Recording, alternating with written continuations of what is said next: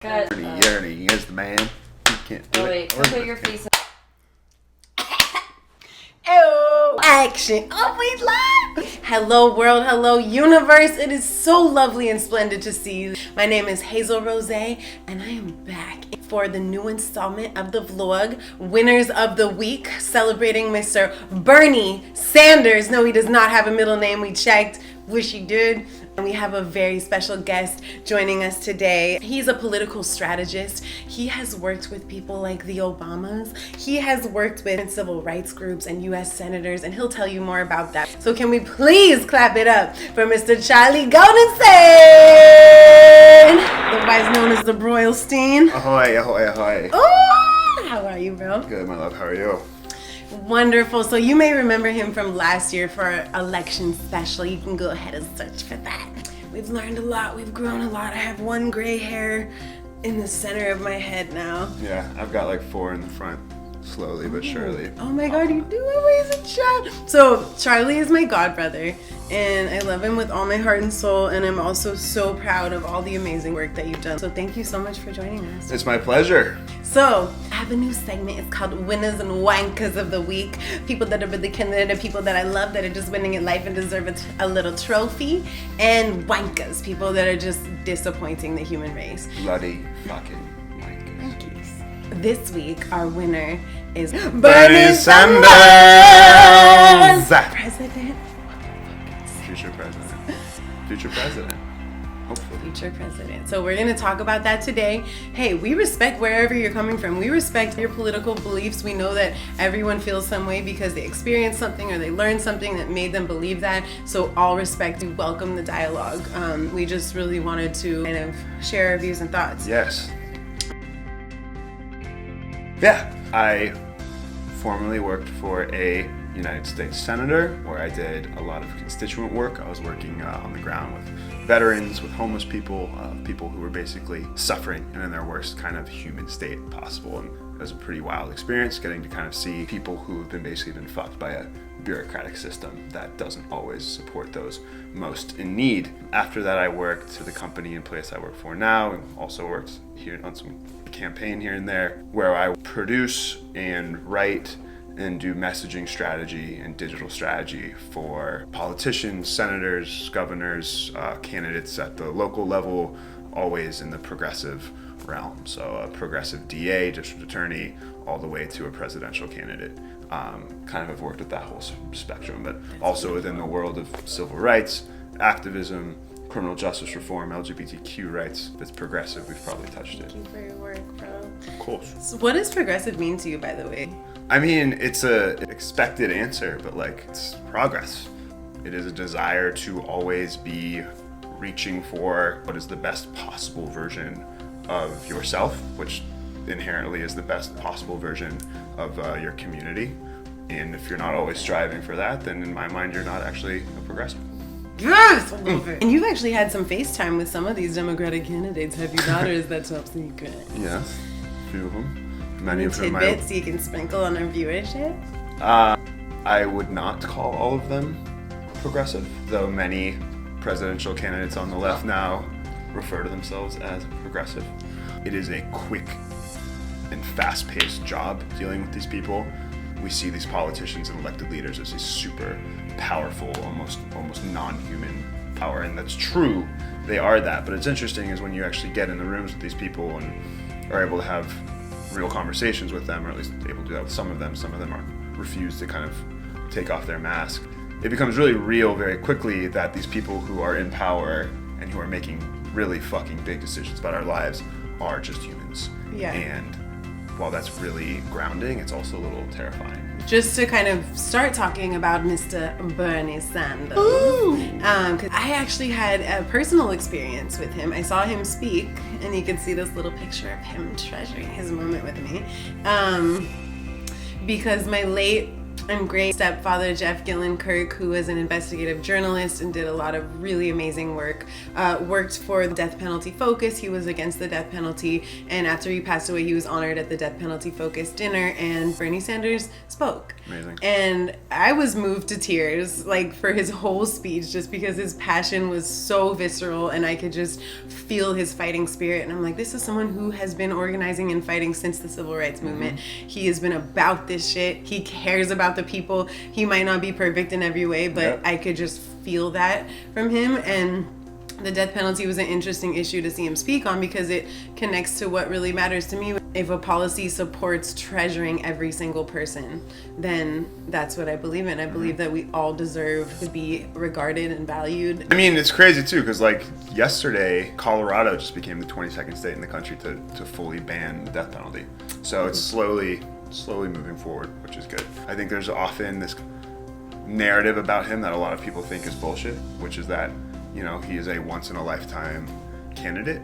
I genuinely believe that, right? Like, our parents who lived through the civil rights movement, went through Vietnam, went through the 80s, 90s, they have never experienced a candidate like this in their lifetime at the presidential scale. It's hard for me to believe that there's going to be somebody like this anytime soon. So this is a really important time where we have a lot of power that we can use to drastically change the direction of the lives of hundreds of millions of people for years and years to come. And I think it's on us to really organize and involve ourselves to utilize that power and utilize that change. Yes. I am not an organizer. Just first and foremost, I have friends who are incredible organizers, organize for Bernie, who organize for TSA. I am not an organizer. I volunteer and I will knock doors, but I don't want to pretend I'm something I'm not. That being said, there is something to say about a campaign like Bernie Sanders, whose campaign is literally built upon organizers and labor. There is a reason that the infrastructure of his campaign lasted from 2016 to now, true. Right? It wasn't because it was dependent upon political strategists and political consultants that once the campaign broke down after 2016, that where they all faded. It was an incredible, vast, huge grassroots organization. And when you are building these movements at the grassroots level with real individuals and real organizers, those movements don't just fade. There's still a passion that's alive from 2016, but beyond a passion, it's an actual tangible movement, and a tangible, diverse coalition of people. And that's something that in our day and age of politics, people are not used to. Humans on the ground working their fucking asses off to benefit those around them. But you multiply that by the millions, and that's something that no other campaign in this race has anything even close to. Within politics, right, we often talk about messaging and about the narrative. Like, what is the narrative of your story? You need some type of story to be able to run a campaign. That's normal. What's rare, though, is for that narrative and that messaging to be a pure and true reflection of the actual ideology and morality and theory of that candidate. The messaging for Bernie Sanders is about solidarity. It's about universality. The campaign slogan is "Not me, us." That is not just a BS, campaign consultant polling tested message. That is his actual ideology. It is putting human beings, the working class, the lower class, the less fortunate, first. It's undeniable that Bernie Sanders has he's being powered and empowered by young people. In the 3 states he's won already, the first 3 states, he has won a huge percentage of the people under 45. We as young people are in a unique position right now because we are actually living in a world, as we all know, that's like tangibly worse off in many ways and aspects than it was. There's less job opportunity. Wages have not increased in the last 40 or so years. The environment is dying, the world is burning, and of course the economic divide has only gotten larger and the delta has gotten longer. However, we're also young enough that we haven't necessarily been completely corrupted by the political systems and institutions, and frankly capitalist systems and institutions that are quote unquote built into the world around us. We're still young enough and honest enough to believe that there are solutions and that this isn't necessarily a fixed way of being or existing, where I think a lot of other older generations, unfortunately, have basically been beat down by this world and by these systems to a point where many do feel like this is the norm. You guys just need to accept it, get over it, this is how it is, deal with it, figure your shit out. We're in a unique perspective where we feel like we're screwed and we feel like there's hope. This is a candidate who is twice as old, if not 3 times as old as a lot of his supporters, yet his supporters believe that he is a once-in-a-lifetime candidate. That's incredible. Yeah. That's a reflection of his organizing. That's a reflection of his history. That's a reflection of who he is and what we think and what we all know that he could do as a leader. Yeah.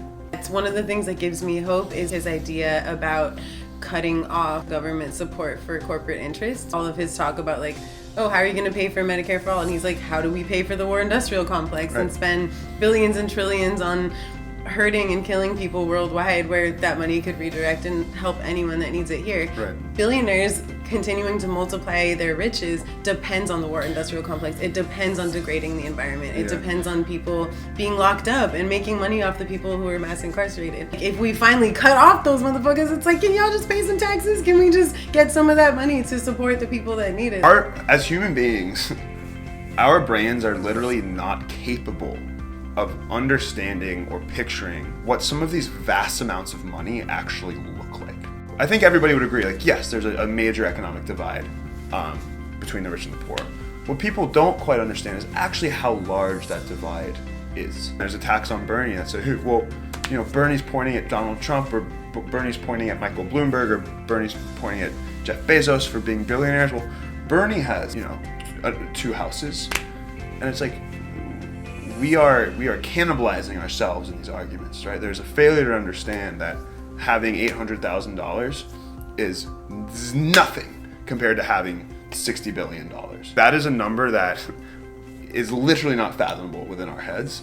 And I think that unfortunately does us a disservice. It numbs us. We think it's not that big of a deal.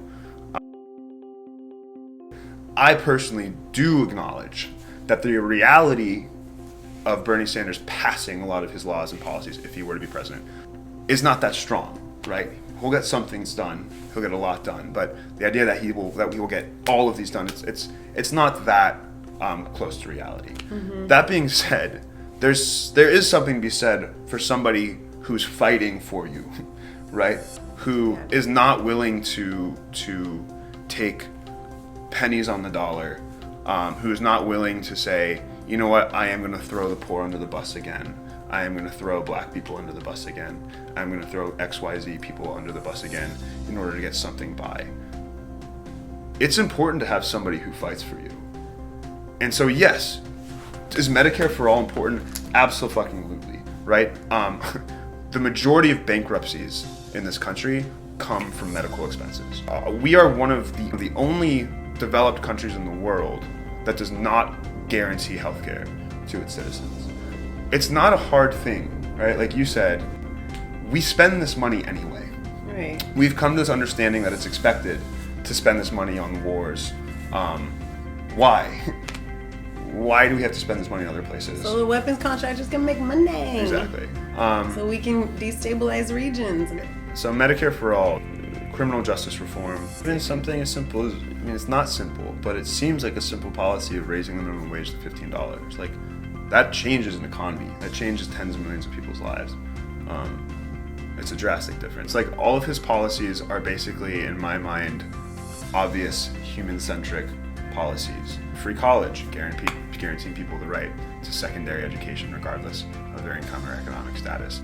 These are policies that in the mainstream media discussed as far left radical policies. Yeah. They're not far left, right? These are very, in fact, center left policies on the global scale. Many developed countries have these policies already. We are actually far behind. I think we always have to kind of step back and remind ourselves that the things that Bernie Sanders is pushing for on the global scale are pretty moderate and they're pretty populist, right? Mm-hmm. The majority of people want healthcare. Mm-hmm. The majority of people on a living wage. The majority of people want their children to be able to go to college. If it's supported by the majority of people, that's not a radical idea. Right. But basically every current event or anything that's happening, any policy issue, any story, every single issue that's covered can somehow relate directly back to a policy that Bernie's campaign and that his movement is trying to push for, right? If there's any story around people suffering, around people being sick, it's human-centered, which means there's a solution, which means that he is a policy that's meant to fix or at least help that problem. Like a good example is one that's unfortunately scary and also unfortunately viral in like a comedic way on social media is the coronavirus. The coronavirus is actually an extremely good example of a way to get right into a Bernie Sanders policy, right? Why are we scared of a virus? It's revealing. It reveals that we, as a whole, as a community, as a society, are really only as healthy as the least insured among us. People who probably aren't insured aren't going to be able to afford medicine in the coronavirus's realm, aren't going to be able to afford a potential vaccine if that ever gets made. That's a danger to everybody. That affects everyone. Everyone is impacted by that, which means that it benefits everybody to have everybody covered, to have everybody have accessible healthcare. There's no reason not to want that.